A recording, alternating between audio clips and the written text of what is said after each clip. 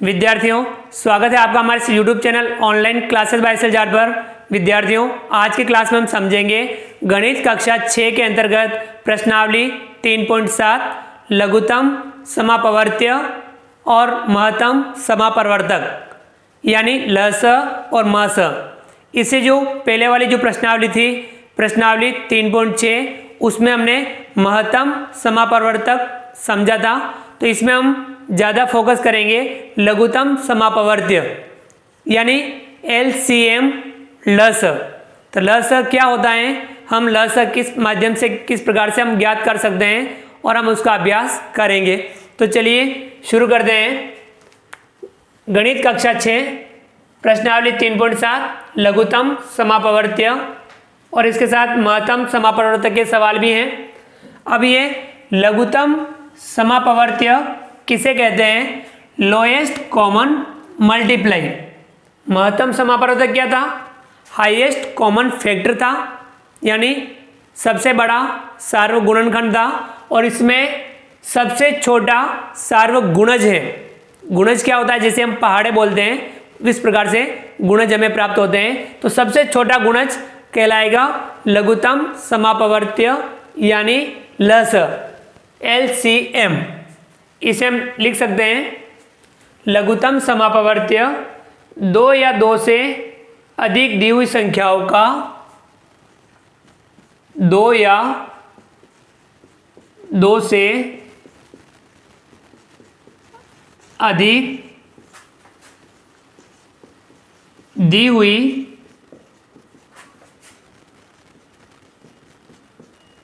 संख्याओं का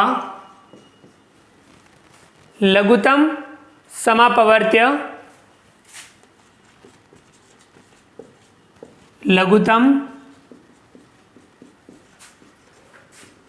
समापवर्त्य दो या दो से अधिक दी हुई संख्याओं का लघुत्तम समापवर्त्य इन संख्याओं के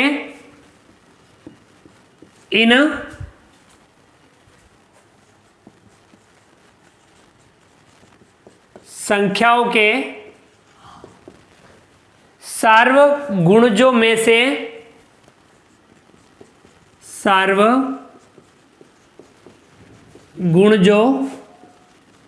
से सबसे छोटा सार्वगुणज होता है। सबसे छोटा सार्वगुणज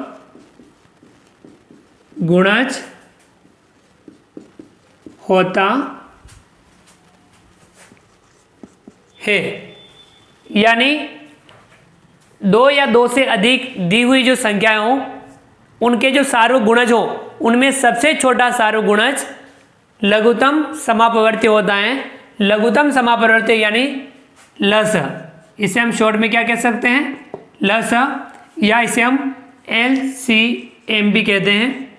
ये आपको ध्यान में रखना है, लस या LCM lowest common multiply. Clear हो गया? अब जैसे कि दो संख्या दी हुई हो, हम जैसे कि 4 और 6 का यदि हम ज्ञात करें, 4 और 6 का लस ज्ञात करें, तो हम क्या करें? 4 के गुणज ज्ञात करें, 6 के गुणज ज्ञात करें। 4 के गुणज क्या होंगे? 4 का पहाड़ा 4 एकम 4, 4 दूनी 8, 4 तिया 12, 4 चौक 16, 4 पंजा 20, 4 छंग 24, 4 सत्ता 28। इस प्रकार से हम और भी आगे ज्ञात कर सकते हैं। और इसी प्रकार से यदि 6 के गुणज, तो 6 एकम 6, 6 दूनी 12, 6 तिया 18, 6 चौका 24, 6 पंजा 30, 6 छंग 36, 6 सत्ता 42। इस प्रकार से आगे और भी लिख सकते हैं। अब इनमें सार्वगुणज कौन कौन से हैं? देखिए आप, सार्वगुणज कौन कौन से हैं जो दोनों में मिल रहे हैं? तो दोनों में देखिए यहाँ आपको कौन कौन से मिल रहे हैं। तो यहाँ 12 मिल रहा है, 12 के बाद में 24 मिल रहा है, इसके बाद में आगे 36 मिलेगा, 48 मिलेगा। इस प्रकार से सार्वगुणज आगे से आगे और भी ये जो पहाड़ खत्म नहीं होते हैं और आगे चलते रहते हैं, तो इनके सार्वगुणज आगे और भी मिलते रहेंगे। अब इनमें सबसे जो छोटा सार्वगुणज है वो कौन सा है? 12 है।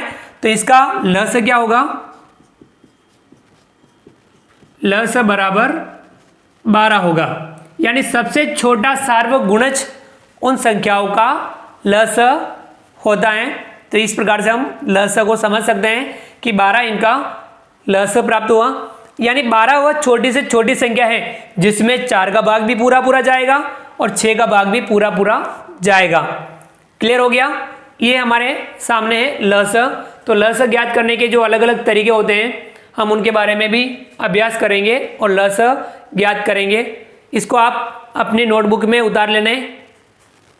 लघुत्तम समापवर्तीय यानी लोएस्ट कॉमन मल्टीप्लाई, इसे आप पूरा अपनी नोटबुक में उतारते चलें।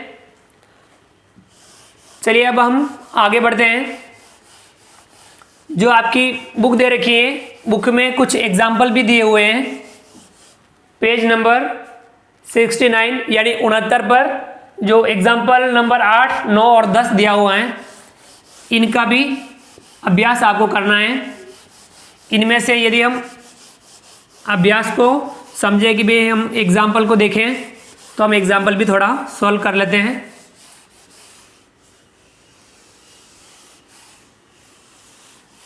मैथ्स में आपको ध्यान रखना है कि हम डायरेक्ट प्रश्नावली शुरू नहीं करें, प्रश्नावली के सवालों को समझें कि उसमें हमें क्या करना है क्या नहीं करना है, इस पे अपन ध्यान देवें।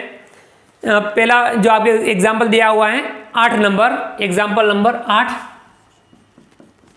यहाँ लिख देंगे हम एग्जाम्पल नंबर 8। और इसका यदि आप पेज नंबर लिखना चाहो, पेज नंबर 69 दिया हुआ है कि 12 और 18 का लस ज्ञात कीजिए। 12 और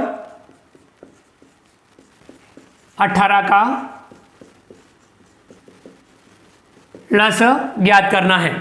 तो हम जो हमारे पास में है, पहले हमने महत्तम समापवर्तक ज्ञात किया था अभाज्य गुणनखंड विधि से, उसी विधि से हम इनको भी सोल्व करेंगे। हमें 12 और 18 के अभाज्य गुणनखंड करने हैं। देखिए जो हमने पिछली प्रश्नावली में किया उसी तरीके से करना है। 12 लिखा, 12 में 2 का भाग जाएगा, 2 छंग 12 6 बार, फिर 2 का भाग जाएगा, 2 तिया 6 और 3 में 3 का भाग जाएगा, 3 एकम 3। यहाँ अभाज्य संख्याओं का भाग देना है। इसी प्रकार से हम 18 के अभाज्य गुणनखंड करेंगे। 2 का भाग जा रहा है, 2 9 18। अब इसमें 3 का भाग जाएगा, 3 तिया 9 और इसमें 3 का भाग जाएगा, 3 एकम 3। अब हम इनको अभाज्य गुणनखंडों को उस तरफ लिखेंगे। 12 के अभाज्य गुणनखंड 12 बराबर 2 गुणा 2 गुणा 3, 2 गुणा 2 गुणा 3। इसी प्रकार से हम 18 को लिखेंगे। 18 के हैं 2 गुणा 3 गुणा 3, 2 गुणा 3 गुणा 3। अब उसमें म समय और ल समय यहाँ तक का काम तो समान है। अब यहाँ से आगे का काम थोड़ा अलग है। अब हमें इसका ज्ञात करना है कि ल से ज्ञात करना है।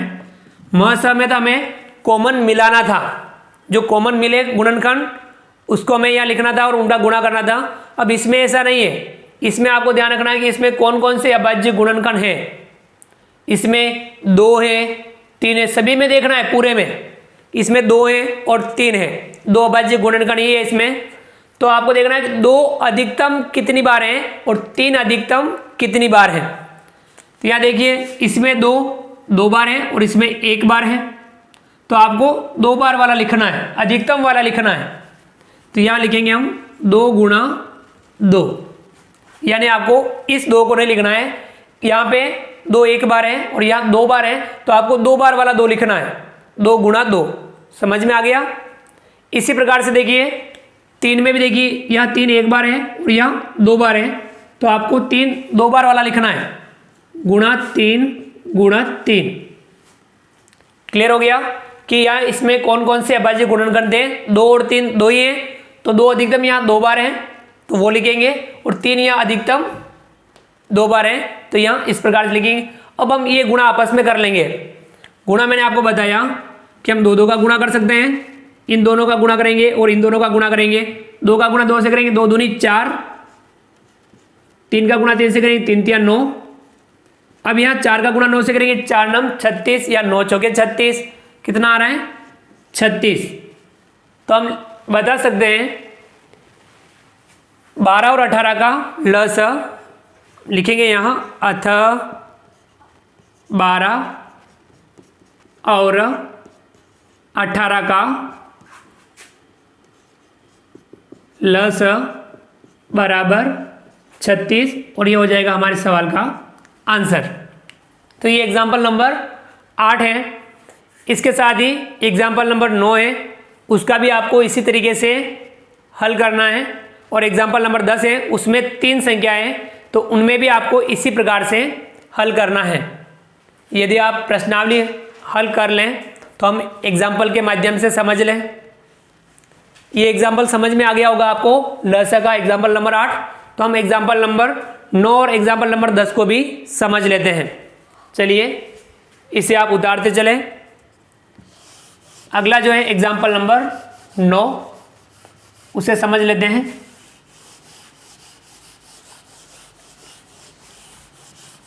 आपको अभ्यास करना है और अभ्यास के माध्यम से सीखने का पूरा प्रयास करना है कि हम अभ्यास के माध्यम से इसको सीखें, समझें। अब एग्जाम्पल नंबर यहाँ 9 लिख दीजिएगा, पेज नंबर ये रहेगा एग्जाम्पल नंबर 9। इसमें दिया हुआ है 24 और 90 का लस ज्ञात कीजिए। 24 और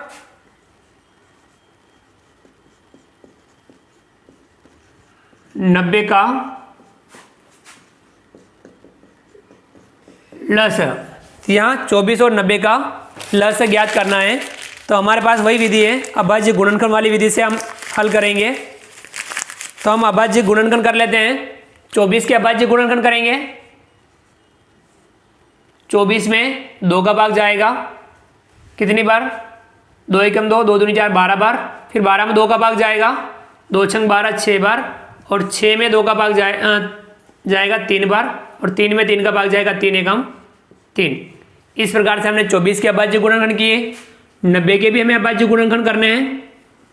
90 में सबसे पहले 2 का भाग जा रहा है 45 बार।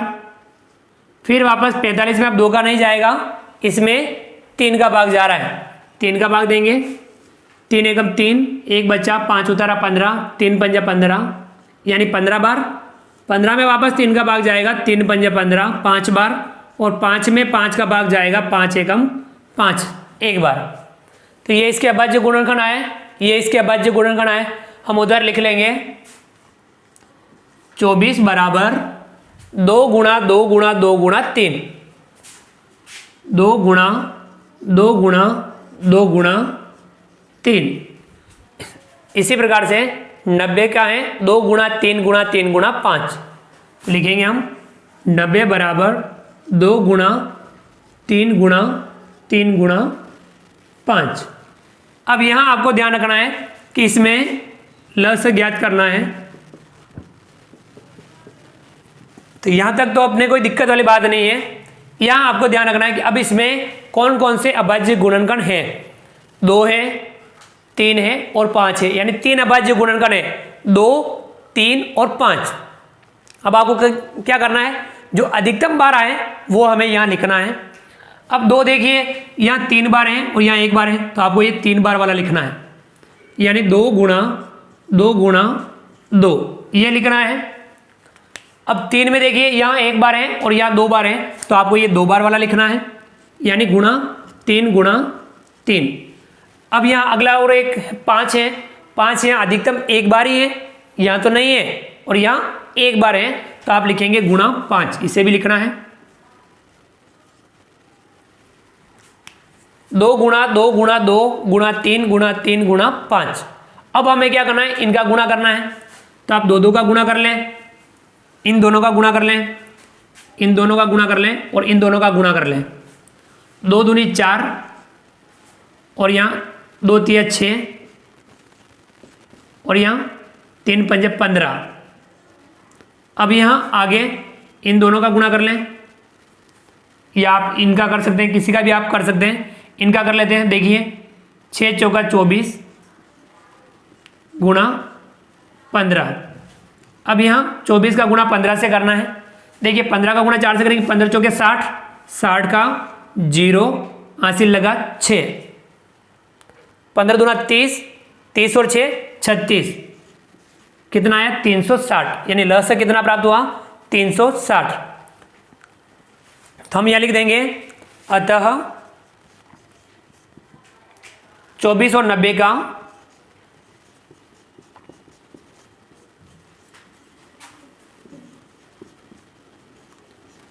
लस बराबर 360, और ये हमारा हो जाएगा इस सवाल का आंसर।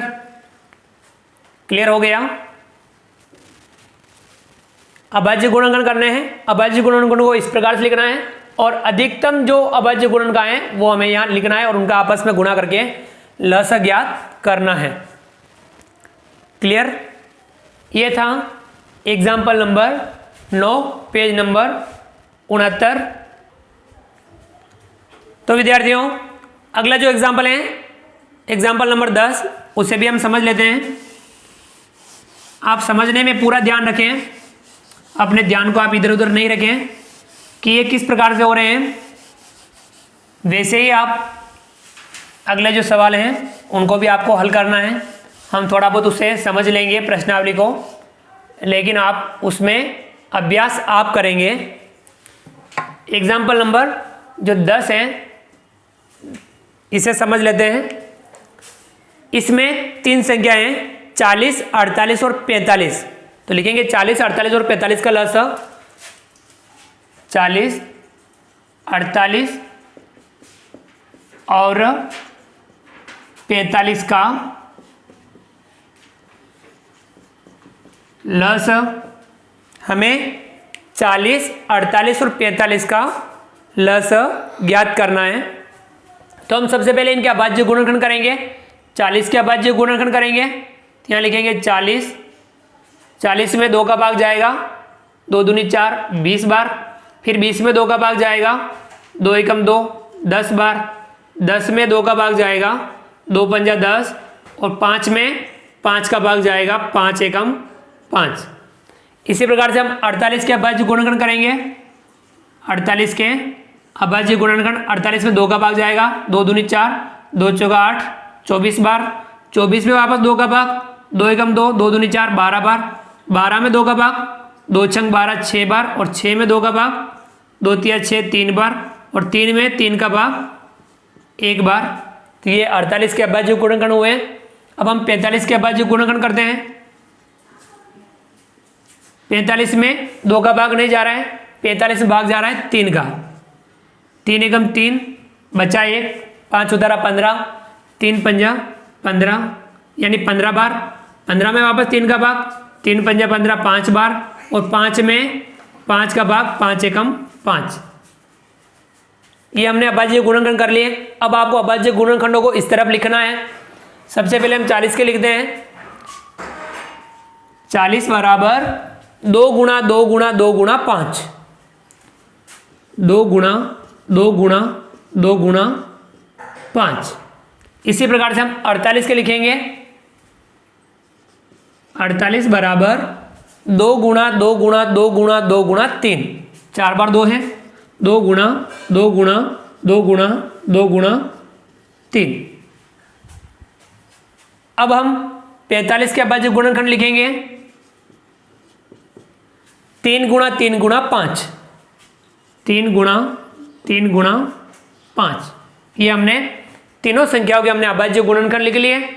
अब क्या करना है, इन अभाज्य गुणनखंडों में कौन कौन से अभाज्य गुणनखंड हैं उनका हमें पता करना है, और जो अधिकतम बार है उसको हमें लिखना है लस के लिए। तो हम लस ज्ञात करेंगे।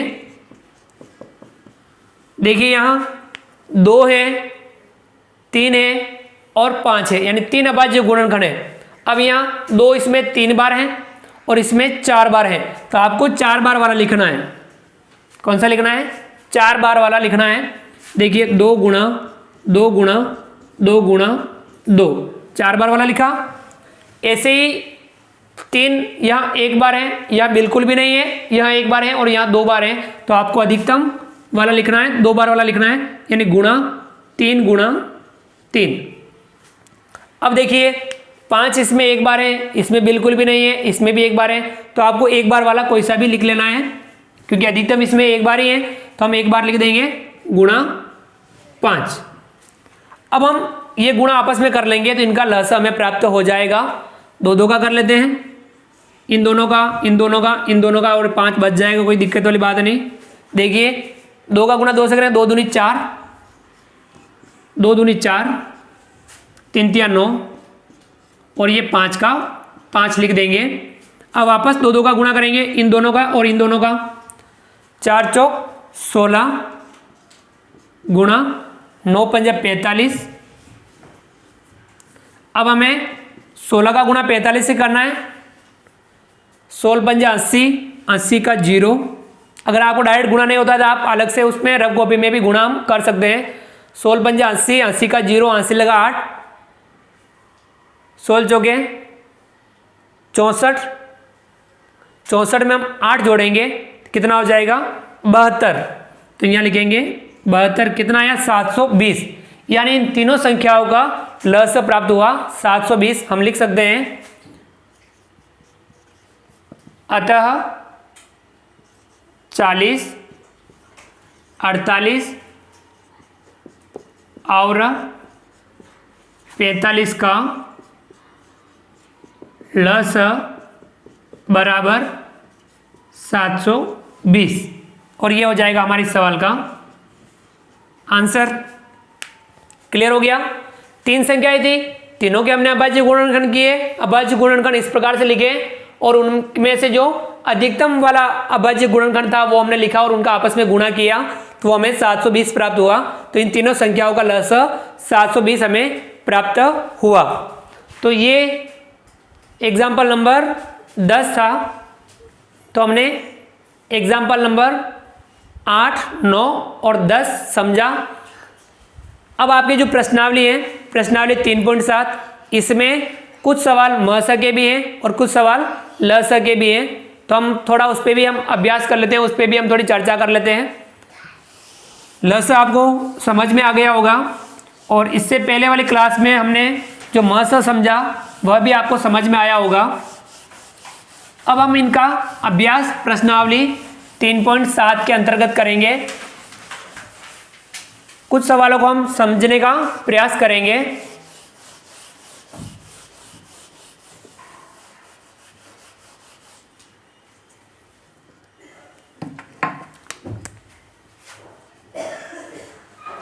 प्रश्नावली 3.7। अब प्रश्नावली 3.7 में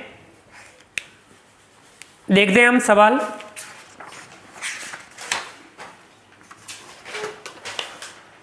आप पेज नंबर 72 निकाल लेंगे, क्योंकि पेज नंबर 72 पर प्रश्नावली 3.7 दी हुई है। इसमें पहला सवाल दिया हुआ है, रेणु 75 किग्रा और 69 किग्रा बारों वाली 2 खाद की बोरियां खरीदती हैं। बार के उस बट्टे का अधिकतम मान ज्ञात कीजिए जो दोनों बोरियों के बारों को पूरा पूरा माप ले। यानी आपको यहाँ पे महसा ज्ञात करना है, ठीक है। यहाँ आपको बट्टे यानी बाट है, बाट दिया हुआ है, बाट सही कर दीजिएगा आप। सबसे बड़ा बाट ज्ञात करना है, तो आपको क्या करना है, यहाँ पे महसा ज्ञात करना है। तो हम सवाल नंबर लगाएंगे 3.7 का सवाल नंबर पहला। इसमें आपको क्या करना है, 75 और 69 का महसा ज्ञात करना है। 75 और 69 का महसा ज्ञात करेंगे।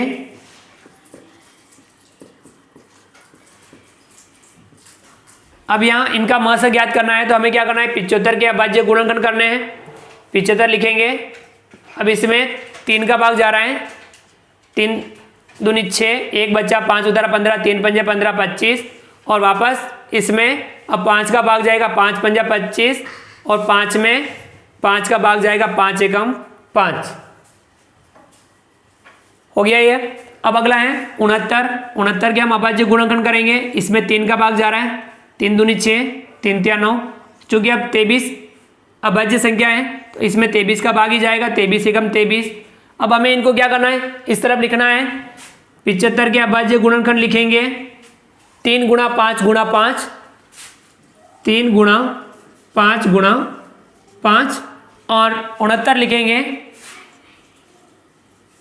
69 बराबर 3 गुणा 23। अब हमें इनका मस ज्ञात करना है,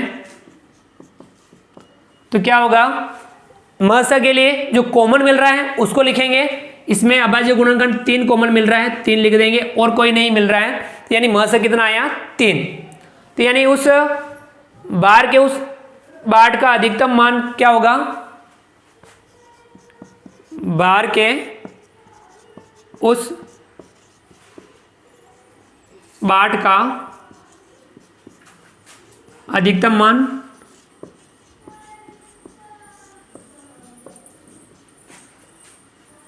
3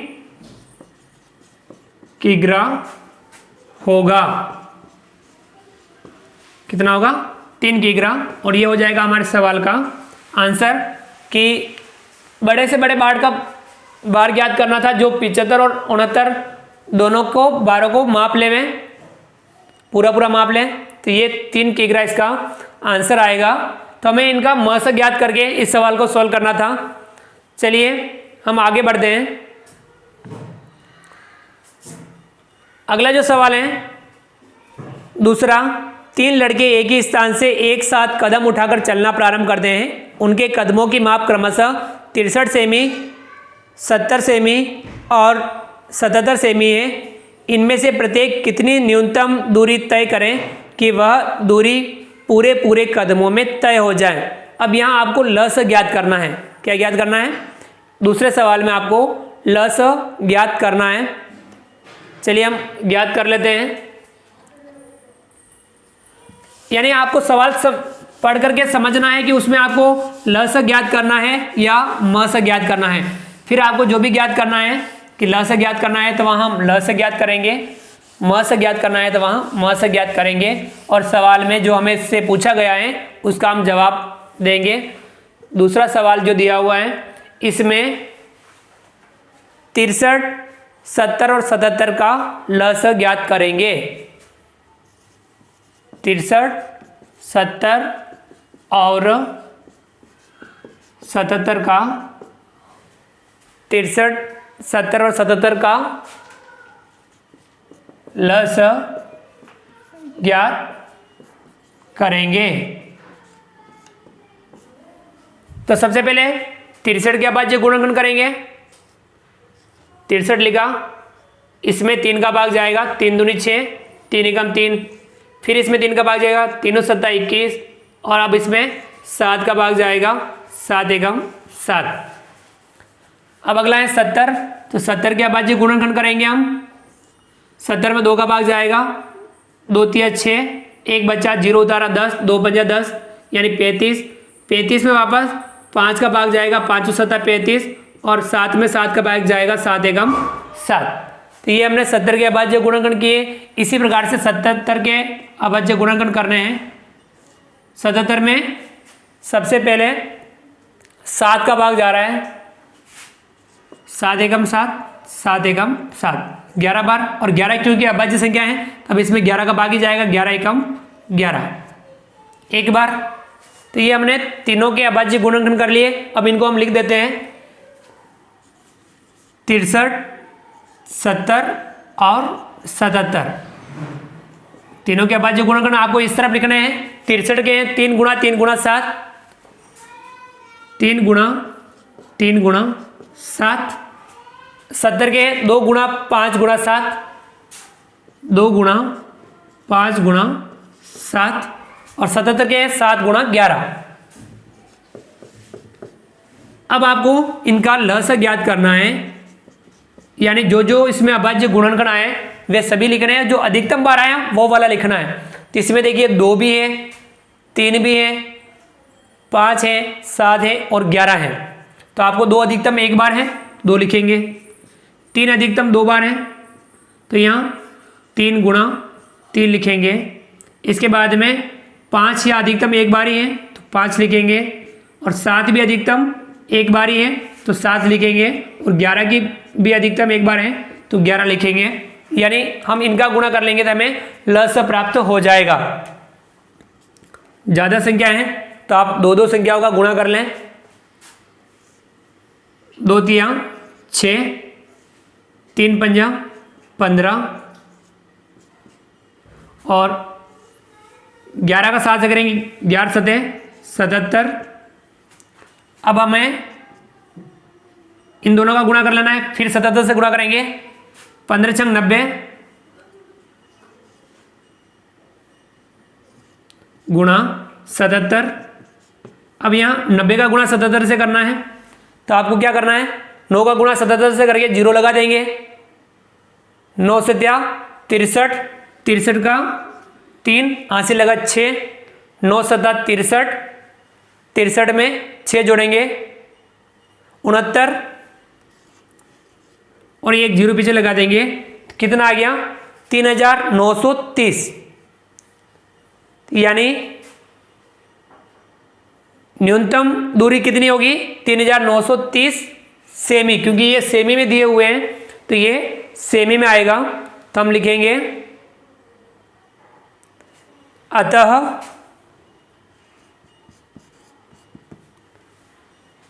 जो हमसे सवाल में पूछा गया है प्रत्येक कितनी न्यूनतम दूरी तय करेगा, तो हम लिखेंगे अतः प्रत्येक 6930 सेमी की न्यूनतम दूरी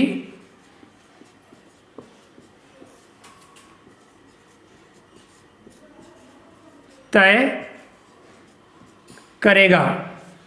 और ये हो जाएगा हमारे सवाल का आंसर कि 6930 सेमी की न्यूनतम दूरी प्रत्येक जना तय करेगा।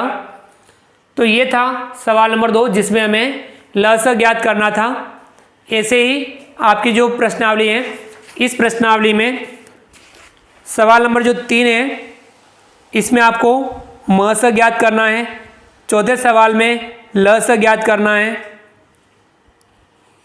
और यानी आपको कुछ एक्स्ट्रा काम भी इसमें करना है। लस ज्ञात करने के बाद में हमें उसका गुणज ज्ञात करना है। तो ये हमने सवाल नंबर 1 और 2 प्रश्नावली 3.7 का समझा। तो विद्यार्थियों, उम्मीद करता हूँ कि आपको यह सवाल पसंद आए होंगे, समझ में भी आए होंगे। तो प्रश्नावली 3.7 के हमने पहला और दूसरा सवाल समझा, और भी जब समय मिलेगा तो हम आगे वाले सवालों को भी हम हल करने का प्रयास करेंगे। आप अपनी नोटबुक में आगे वाले जो सवाल हैं इनको भी आप सवाल को पढ़ें, समझें। सवाल समझेंगे तो हमें सवाल में क्या करना है उस पर हमें काम करना है। पहले सवाल समझ लेना है। सवाल अच्छे से समझ में आ गया कि हाँ ये सवाल यह कहना चाहता है कि हमें इस सवाल में क्या करना है, उसके बाद में आप सवाल को हल करने का प्रयास करेंगे और आप अपने उत्तर तक पहुंचने का पूरा प्रयास करेंगे। और उम्मीद करता हूं कि आप जितना ज़्यादा अभ्यास कर लेंगे, जितना ज़्यादा गणित को समझने का आप प्रयास करेंगे, उतना आप गणित में बेहतर ढंग से गणित को समझ पाएंगे और गणित में आप उतने ही बड़े अंक भी ला सकेंगे और गणित को आप समझ पाएंगे।